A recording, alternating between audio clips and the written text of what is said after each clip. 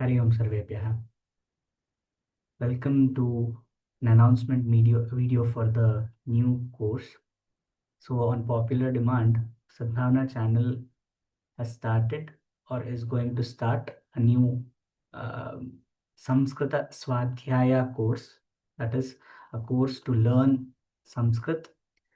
And this, as I mentioned, is on popular demand and has been designed such that through distance education or through online format uh, and through uh, our own convenience, we can learn Sanskrit. So let us have a look at the key aspects of this particular course. And like I said, it's a course, it's not a discourse. So there has to be interaction. So classes will be conducted for this. So Sanskrita Swadhyaya. The course is designed for all ages. It will take place offline over Zoom, and the videos, the sessions will be posted on YouTube as well. So those who are able to attend sessions on Zoom, they should participate on Zoom during the class hours, the session timings. If one is not able to participate, then there would be assignments or interactions or such. So they should follow up through those aspects by regularly going through the content on YouTube. And it is open to learners from all languages, primarily because initially we cannot start conversing in Sanskrit. Therefore, it has been recommended that we start off in English. The medium of instruction would be in English. So it would be taught in 4 levels. So the first 2 levels we will be conversing in English, and we will slowly start to converse in Sanskrit. When we are able to read, when we are able to converse, when we are comfortable with it, then we will shift totally to a Sanskrit mode of uh, medium of instruction. So the first 2 levels, because people, there is no prerequisite to join this particular session.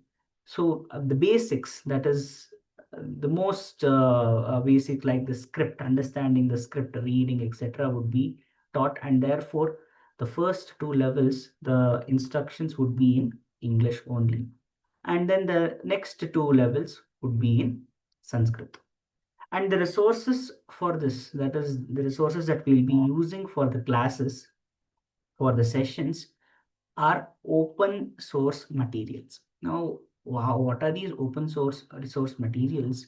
They are from renowned publications, authors, university materials, which are available on the open platform, primarily because if new PDF or PPTs are made, sharing them and uh, providing any kind of reconciliation for doubts, etc., etc., would take up a lot of to take up a lot of time, because the course is such that learning Sanskrit has become a very in trend activity at this point of time. And the universities, the relevant universities, the government, they're all pushing for it. So there is enough material on the internet to make Sanskrit learning easy. It's only a matter of giving some kind of push or getting some kind of guidance.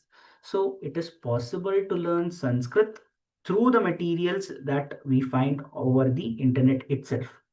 Sometimes what happens, we do not understand what a concept, because we are trying to understand a concept that is relevant to Sanskrit through some other language. Because of this, we find that it is better to use such material which has been designed by universities or which has been designed by certain institutions which deal in which active which expertise in teaching Sanskrit. So we'll be using a lot of such material. Now, while PDF will be provided for such material, it is always recommended to buy this material. Some of them are, of course, out of publication, so their PDFs will be used extensively. But otherwise, for the sake of practice, it is important to buy these materials, and it is also important to buy them because if there are no purchases for such materials, then they will also stop over time. So it's important that we encourage people, authors, and publications who publish such material. So it's very important that we also, and this also means that Swadhyaya, or the classes that takes place, forms only 20% of the whole learning process. So the 80% must be from the learner's end. So there will be workbooks provided and the practice must take place. There will be assignments given, and the assignments must also be submitted, primarily because the four levels that we have designed is not exclusive among them. That means we cannot learn level 2 without level 1. We cannot start level 4 without level 3. They build on each other. So the first level is the most basic. The second one would be a little, it would be built on that. And then the third one would be built on the second one. And then the fourth will be built on the third. So now, if there isn't enough practice in level 1 and we progress towards level 2, what happens is the comprehension, understanding of the language will be lack. Therefore, practice, swadhyaya, and effort from the learner's end to understand or do the activities to apply whatever has been learned in the classes is important. Therefore, regular attendance is extremely important. If one is not able to attend the class, then it must be made sure that within time the sessions are heard or the sessions are viewed over YouTube, and whatever is the activity that has been performed over there, that also gets repeated. So Swadhyaya would be 80% of learning Sanskrit in this particular course.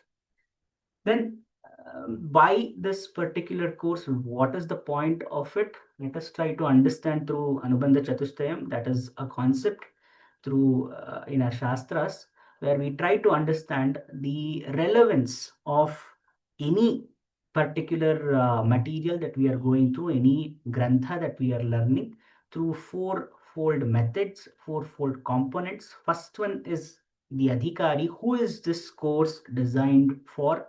This course is designed for everybody who are interested to learn Sanskrit. There is no such restriction as age. There is no such restriction as the exposure to Sanskrit. The one who has exposure to Sanskrit can also join. The one who has no idea about Sanskrit, we usually have some exposure to Sanskrit primarily because mantras, shlokas form a part of our daily routines. But nonetheless, the lipi, be it the language, even if somebody has no exposure to it but is interested in doing this process, learning it, then they are eligible for it. Then what are we going to, what is the topic subject, the core content of this course? It is to learn to read, write, and speak Sanskrit. Read and write primarily because we already have much material where Sanskrit forms a part of our life, any shloka books, anything like that. But we usually read them in our mother tongue, in our native language. So if Bhagavad Gita is, we have Bhagavad Gita with us, Unfortunately, Bhagavad Gita was rendered or was originally composed in Sanskrit, but now we read it through our native language. So we are familiar with the words already, we are familiar with the shlokas already, but we are not reading it in Sanskrit. So Devanagari Lipi, in which Sanskrit is delivered, that should also be learned. If we learn that, then it becomes easier for us to approach the books in their original forms, the text in their original forms. So more stress would be given to reading and writing them than speaking them. In the same way, what is the sambandha between the adhikari and the vishaya? What is the sambandha? The understanding of our knowledge systems, of our culture, is deeply dependent on learning this language called Sanskrit. It is not a question of keeping a language alive. It is not a question of learning it for the sake of knowing another language. It is not something about pride. It is the understanding of the language itself. Sanskrit as a language itself has been designed in such a way that it includes a big chunk of anatomy, physiology, the Ucharana sthanas, understanding ourselves, where a pause should be taken, where kavya is composed, why a certain swara has to be in such a way. It has been designed in such a way that we understand ourselves better when we try to learn Sanskrit. This is only possible when we go through the language systems, the when we go through our knowledge systems, Bharatiya Jnana Parampara, through Sanskrit. It is not that the knowledge cannot be disseminated through any other language. I can learn about the Vedas in Kannada, in Telugu, in Tamil. It is possible. We can learn the essence of that, but why that particular knowledge came to be, how it came to be, can only be understood through Sanskrit. Therefore, understanding our knowledge systems is more properly possible through Sanskrit. There, that is the sambandha. That is the reason why we have to read, write, and speak Sanskrit. Another reason for it is because Sanskrit is number of speakers for Sanskrit becomes it has reduced over decades. Now, in the last few years, it is on the rise once again. So we want to encourage that, because the next coming generation must understand our knowledge systems through its original format rather than some paraphrasal version of it. Then what is the prayojana? The prayojana of this particular course is threefold. One is to gain patana kaushala, reading Sanskrit; vyavahara kaushala, conversing in Sanskrit. Then whatever we have learned, be it vyakarana, be it vyavahara jnana, any other, how do we prayoga, how do we apply it? If we have learned about kavya, how do we apply that? So there are three parts of it: Pathana, Vyavahara, and Prayoga Kaushala. The classes also will be is also going to be taken in this format itself. So in level one, what are we going to study? So in the Pathana Kaushala, first we have to understand the Varnas. How many Varnas? We have already heard about Varnamala. It is present in every language. So in Sanskrit, what are the Varnas? Then after the Varna Vichara, we will learn about the Pada Parichaya. What are the different kinds of padas that we have? There are Avyaya, there are Upapada, then there are different kinds, Namapada, Kriyapada. So the padas, the how is that Sanrachana in Sanskrit? Then the pada each gets some kind of samskara over here while in usage. So here that is called as vibhakti. Nama padas usually get the samskara. So vibhakti, what are they?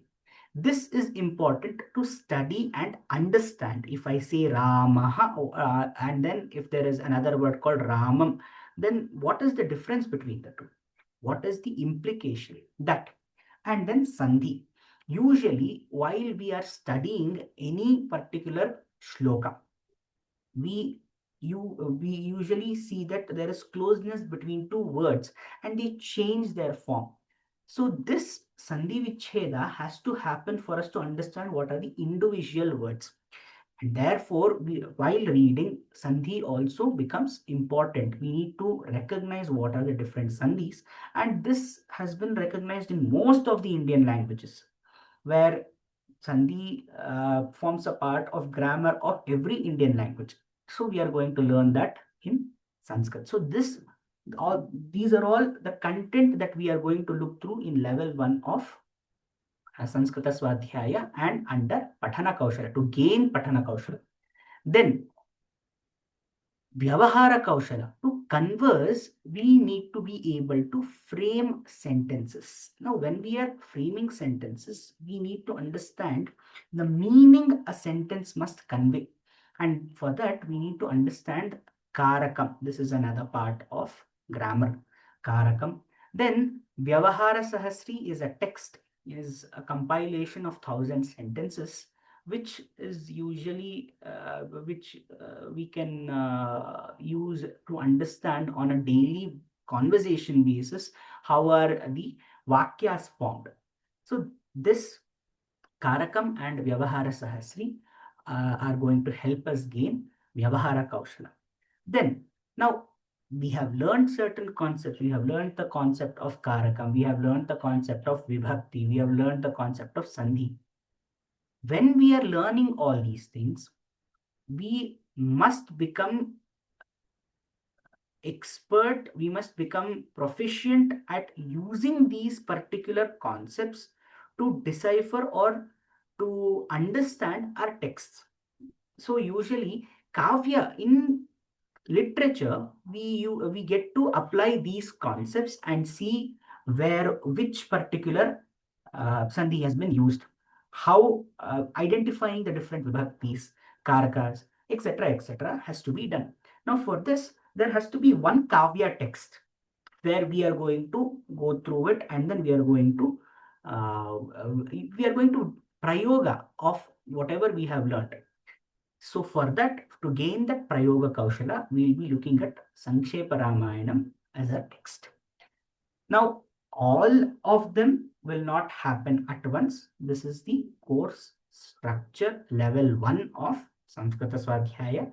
They will happen one after the other. Slowly we will start from Varna, Pada. We will learn about Vibhakti. Then we will learn about Sandhi. Then the Karakam. Then we will converse. We will try to understand how conversations go through in Vyavahara Sahasri. Then we will go towards Sankshepa Ramayanam. So there is a gradual change in the way we learn in the learning process. Now, as I did mention, we will be using certain material which is open source material for this. So the materials that we will be using is for to understand the Varna Vichara.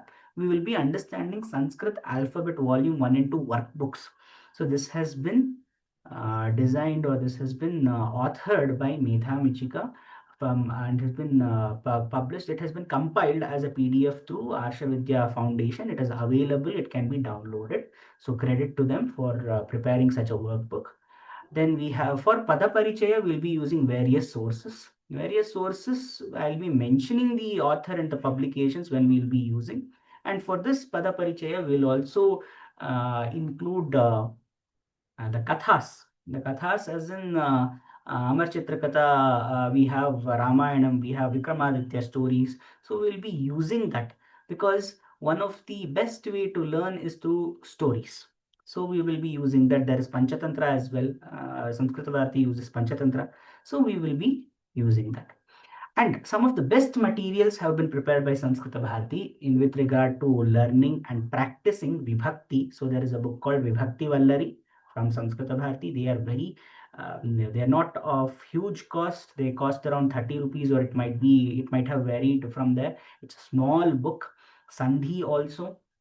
One more book from Sanskrita Bharati itself, Karakam also Samskrita Bharati, Vyavahara Sahasriya. These are all very small books. They're around 40-50 pages worth of books. That's all.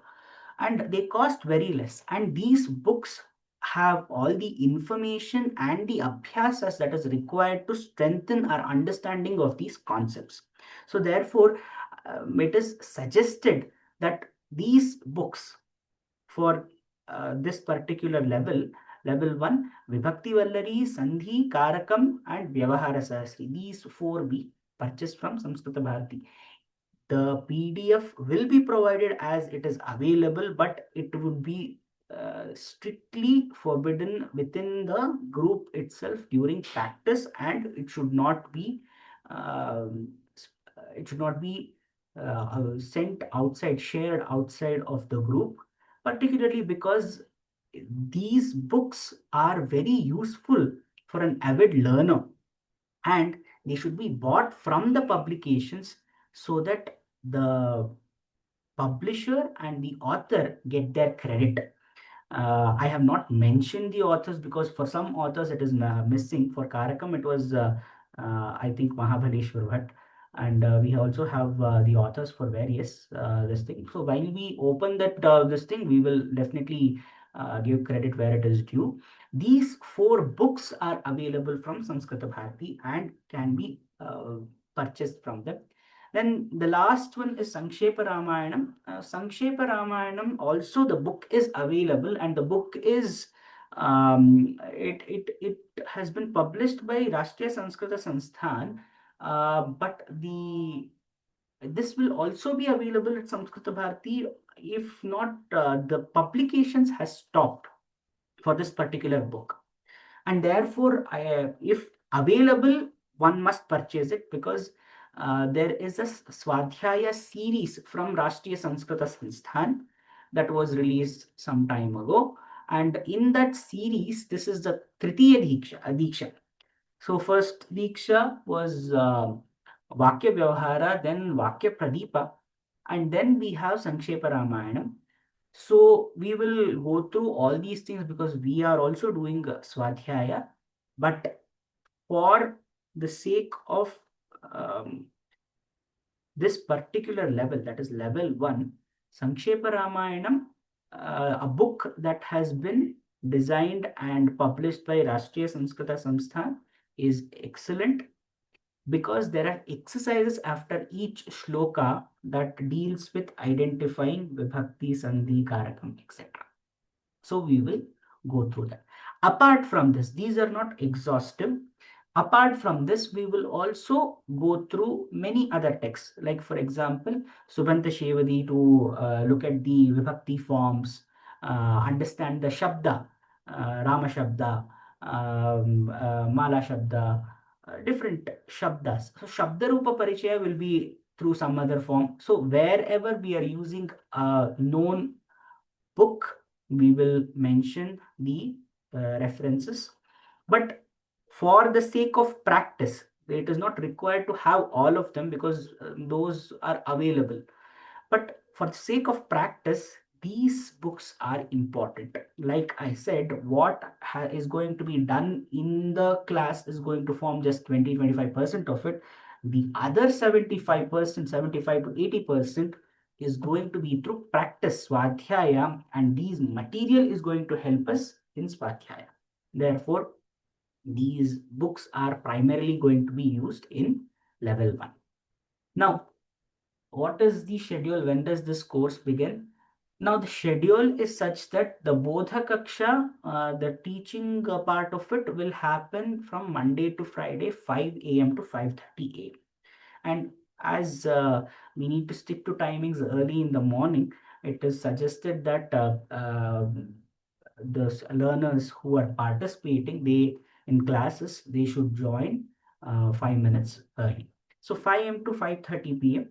Abhyasa kakshas for certain topics, like for example, when we are doing Shabda Rupa Parichaya, Shabda Rupas, when we have presented it and when we become when we introduce it, we have to learn the shabdas of certain words, so that Ajanta, Pulinga Shabda, Strilinga Shabda, etc. We have to understand the forms of it. So for that, certain time is required or it should be spent on memorizing them.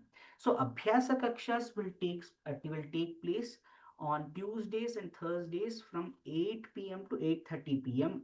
only during those topics where Abhyasa is required. Again, for this particular Kaksha, prior information will be given and feedback will be taken, doubts, etc., will be sorted out through the group itself.